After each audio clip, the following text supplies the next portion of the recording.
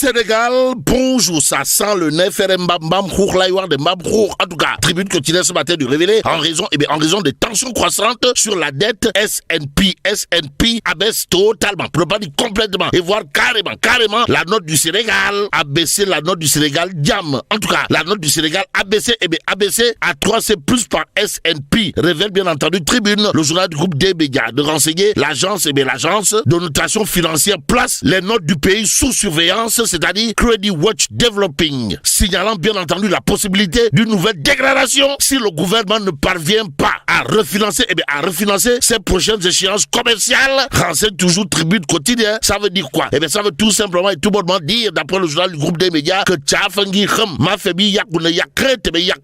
en tout cas, S&P avait déjà abaissé la note du Sénégal à B-, en juillet, assorti bien entendu d'une perspective négative. Nous livre toujours Tribune quotidien. Le quotidien pour ça par indiquer baisse de la note souveraine. S&P enfonce le Sénégal aux Sénégalaises et aux Sénégalais. Retenons en tout cas dans cette histoire que la note passe de B- à 3C+. Bon, l'agence invoque le poids de la dette et l'absence d'accord avec le FMI. Bon, le gouvernement lève 99 milliards sur le marché de l'UEMOA. Le gouvernement du Sénégal lève 99 milliards sur le marché de l'UEMOA. Révèle bien entendu le quotidien de ce matin. On est où là? C'est l'interrogation qui s'est posée. En tout cas, le journal des Échos de renseigner notation de sa dette souveraine. Le Sénégal touche le fond à fond la caisse dans cette actualité. Le journal Les Échos histoire de nous renseigner, notre notation passe de B- à CCC+.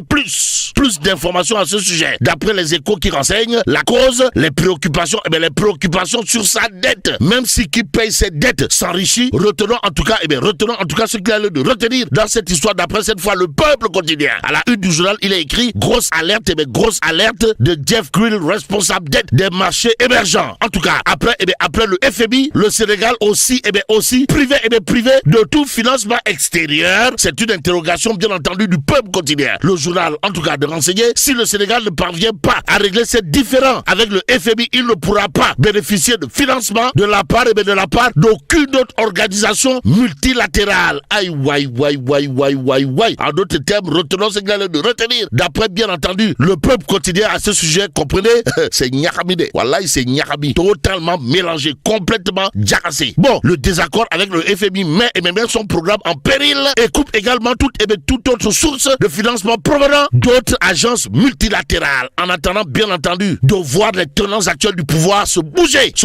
En ce sens, le Peuple quotidien dans sa rubrique les week-ends de Baba Aïdara, de nous livrer bien entendu le pavé dans la main, pour ne pas dire le coup de pied dans la fourmilière du journaliste d'investigation de classe universelle et mondiale. En tout cas, quand Pastef les patriotes humilient son président, le désastre d'une république sous tutelle. Voilà ce qu'explique ou tente d'expliquer le journaliste d'investigation de classe universelle et mondiale, Baba Aïdara, en l'occurrence, dans la rubrique les week-ends de Baba Aïdara, à lire bien entendu dans le Peuple quotidien. Le journal de livrer l'autre point évoqué par l'homme, comprenez, le dernier communiqué de Pastef les patriotes jette une lumière crue sur une réalité que beaucoup pressentaient sans oser le dire. Le parti de Ousmane Sonko ne gouverne pas avec le président Diomaye, il gouverne à sa place. Bon, en désavouant publiquement le chef de l'État, le Pastef des patriotes a franchi une ligne rouge et plongé le pays dans une crise d'autorité inédite. Explique bien entendu le journaliste d'investigation Baba Aïdara dans sa rubrique les week-ends de Baba Aïdara, à lire toujours dans le Peuple quotidien. Que retenir d'autres justement de cette rubrique? Sinon, le Sénégal n'est pas, alors là, pas du tout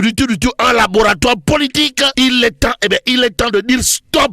Au même moment, le quotidien, dans sa rubrique Contrepoint, signé mon confrère Bachir Fofana alias El Kabash, d'indiquer Diomaye n'a rien et absolument rien à perdre, mais tout a gagné, dans cette confrontation aux allures de Rouloyamba, au sommet de Pastef les patriotes, qu'à cela ne tienne. Enquête quotidienne, Barça une interrogation courbe, il faut le comprendre, rupture Diomaye Sonko, qui gagne, qui perd. Bon, contre pertes et profits, l'évidence quotidienne ne l'est pas. Alors là, pas du tout. D'où l'intérêt de l'interrogation également du journal L'Évidence, à savoir médiation réussie entre Diomaye et Sonko. Accalmie, accalmie avant la tempête. Bon, plus que qui sème le vent récolte la tempête. Retenons en tout cas ce qu'il a retenu d'après l'Évidence quotidienne, à savoir, on se dirige bien entendu vers un remaniement choc. Et la réaction choc, choc, signé Samba Ndiaye, fils de Valdiodio Ndiaye, ancien maire de Ndofane dans le Lagem, ne souffre aucun doute. En tout cas, l'Évidence quotidienne indiquait Diomaye Sonko, Samba Ndiaye plaident pour l'unité au sommet de l'État. Et en l'État, Walf quotidien pour sa part d'indiquer malaise entre Sonko et Diomaye, dilemme cordélien dans la majorité. D'où la réaction de Ibrahima Bahoum, analyse politique de son État. Dans Walf quotidien, à savoir, cela ne peut être inconfortable, mais inconfortable pour certains. Bon, c'est avec certitude que Tribune quotidien s'intéresse à une audience particulière de chez particulière au Palais de la République. En tout cas, Monsieur le Président, son Excellence Bassirou Diomaye Diakhar Faye Koroké, a reçu la présidente du Conseil constitutionnel.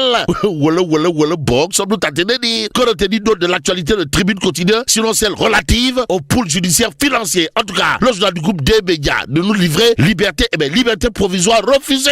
Refusée à Farbangom, l'homme, comprenez, le lion du Bosséa. Monsieur le député maire de Agnam, en l'occurrence, attend la Cour suprême. Et pendant ce temps, le point info quotidien de parler de dialogue social, histoire de nous renseigner. Diomaye Koroké, Diomaye reçoit chèque Diop de la CNTS FC. Pourquoi faire? Pour évoquer les priorités, les priorités des travailleurs et les réformes à venir. Informe bien entendu le point info ce matin. Ce matin, il convenait de terminer avec Direct News, le journal d'indiquer détresse des étudiants étrangers en France. Et là, il est question des explications chirurgicales, pour ne pas dire cartésiennes, signé Abdou Ndiaye. Bon, au crible d'Abdou Ndiaye, la détresse des étudiants étrangers en France révèle bien entendu Direct News ce matin.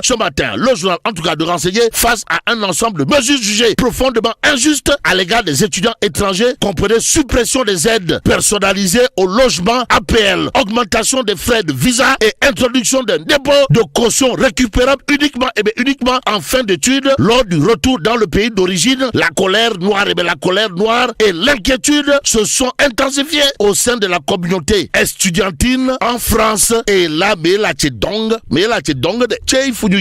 bon, que Dieu préserve le Sénégal.